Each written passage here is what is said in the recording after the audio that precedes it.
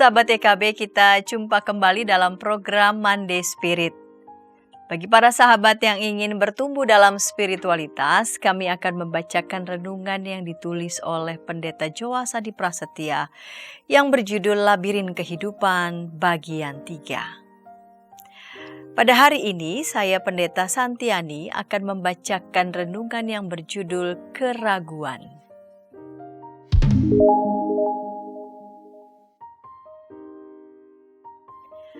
Betapa mudahnya kita mengecap saudara atau saudari kita yang tengah meragukan iman sebagai orang-orang yang tidak beriman. Bagi banyak orang, sayangnya banyak orang Kristen juga, iman dan keraguan berada di dua kutub yang berjauhan. Beriman berarti tidak meragu, meragu berarti tidak beriman. Dengan cara berpikir semacam ini, orang yang tengah berada di dalam ketidakpastian dan keraguan iman dengan mudah dipandang telah terlempar dari imannya. Dahulu, Pendeta Joas berpendapat yang sama. Namun kini, Pendeta Joas sangat gelisah dengan cara pandang semacam itu.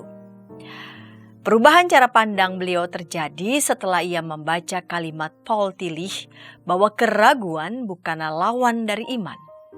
Sebaliknya, ia adalah elemen dari iman. Dengan kata lain, iman yang sehat justru melibatkan keraguan. Mereka yang serius dengan kehidupan imannya di suatu titik dalam hidupnya pasti akan meragu. Semua yang dahulu ia yakini dengan teguh, kini tampak tak lagi pasti. Ketika itu terjadi, iman justru menjadi hidup dan dinamis. Tanpa keraguan yang jujur, iman justru menjadi layu dan mati. Siapa murid Yesus yang muncul di benak Anda ketika topik keraguan dipercakapkan? Thomas, ya benar, Thomas si peragu.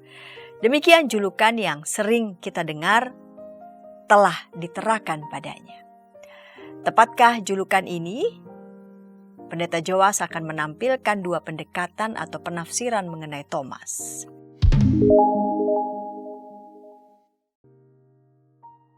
Setiap kali khotbah disampaikan mengenai Thomas si peragu, pesannya selalu sama. Jangan ragu akan kebangkitan Yesus karena keraguan menunjukkan ketidakberimanan. Namun Yesus tidak menyalahkan Thomas seberat orang-orang Kristen menyalahkan sesamanya yang meragukan imannya. Yesus memberi Thomas ruang untuk menggumuli keraguannya dengan cara mencucukkan jari dan tangannya ke lubang bekas paku di telapak tangan dan lambungnya. Yesus menampilkan sikap yang sangat ramah kepada Thomas yang meragu. Yesus yang sama akan menyambut kita yang juga berada pada tahap keraguan iman. Thomas sebenarnya adalah nama julukan. Orang-orang Kristen dari tradisi Syria mengatakan bahwa nama aslinya adalah Yudas. Ia sering disebut Yudas Thomas yang artinya Yudas si kembar.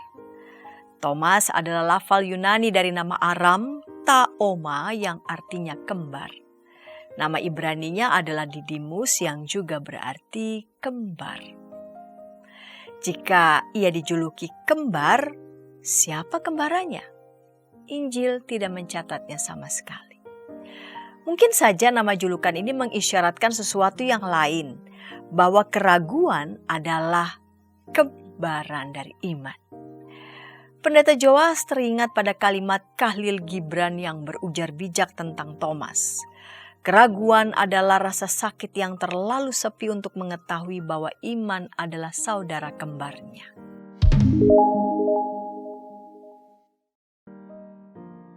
Penafsiran kedua ditampilkan di dalam salah satu tulisan di blog Sean McDowell. Penulis mengeluhkan penamaan Thomas sebagai si peragu. Menurutnya, kisah Thomas di dalam Yohanes 20 ayat 24-29 yang menuntut bukti kebangkitan Yesus bukan keraguan. Di ayat 25, Thomas mengambil posisi tidak percaya, bukan meragukan. Ia tidak pernah meragukan kebangkitan Yesus. Ia menolaknya sama sekali. sampai akhirnya ia memperoleh bukti langsung. Pandangan ini sangat menarik dan memang benar. Di dalam bahasa Yunani kata meragu adalah distazo. Kata ini berarti dis atau dua dan statis yaitu berdiri. Orang yang meragu akan berdiri dengan dua kaki di dua tempat berbeda. Sebaliknya orang yang tidak percaya akan berdiri dengan dua kaki di satu tempat yang sama. Di dalam sikap meragu, seseorang masih memiliki benih iman itu. Namun ia tidak mampu percaya sepenuhnya. Ia masih terus menimbang dan bergumul dengan imannya. Menurut McDowell, melekatkan keraguan pada Thomas sungguh-sungguh merugikan kualitas keraguan itu sendiri. Pertama, mengatakan Thomas adalah seorang peragu membuat kita menyangka bahwa keraguan adalah lawan dari iman. Kedua, mengatakan bahwa Thomas adalah seorang peragu membuat kita percaya bahwa kepastian dituntut untuk hidup beriman. Menarik bukan? Jadi sebelum berjumpa dengan Yesus yang bangkit, Thomas bukanlah seorang peragu. Ia semata-mata tidak percaya. Jika penafsiran ini benar, kita perlu berhenti menyebut Thomas sebagai si peragu. Ia semata-mata tidak percaya. Keduanya sungguh-sungguh berbeda.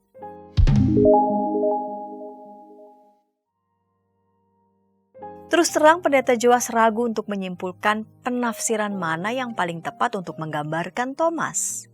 Apakah ia seorang yang meragu atau seorang yang tidak percaya? Sila Anda memilih penafsiran yang menurut Anda terbaik. Sebenarnya ada murid-murid Yesus lainnya yang lebih pantas disebut peragu dan Alkitab mencatatnya. Ketika ke-11 murid Yesus berangkat ke Galilea sesuai dengan perintah Yesus yang bangkit, mereka berjumpa dengan Yesus di sana. Matius 28 ayat 17 mencatat, ketika melihat dia, mereka menyembahnya. Tetapi beberapa orang ragu-ragu. Beberapa orang dari antara 11 murid Yesus itu mengalami keraguan. Penulis Injil Matius tanpa sungkan dan malu menampilkan keraguan mereka. Tampaknya keraguan adalah sebuah kewajaran dalam hidup beriman sebab kita menyadari batas kesadaran dan pemahaman kita dan kita berhadapan dengan sebuah realitas yang luar biasa, yaitu kebangkitan Yesus yang membuat kita tak mampu melampaui batas-batas kemanusiaan kita. Dilihat dari perspektif ini, maka sebenarnya kita dapat berkata bahwa keraguan itu juga merupakan sebuah rahmat. Kita meragu karena kita diberi kesempatan untuk berhadapan dengan kebenaran yang melampaui segala akal, rasa, dan indera. Artinya kita meragu sesungguhnya kita sekaligus tengah mengakui adanya benih iman yang hidup. Sungguh-sungguh hidup. Kita sungguh serius dengan benih yang bertumbuh itu. Dengan kata lain, sama seperti sebutir benih bertumbuh karena menerima sinar mentari, iman yang bertumbuh berkat mentari rahmat Allah juga akan menciptakan bayang-bayang di belakangnya. Mungkin itulah keraguan.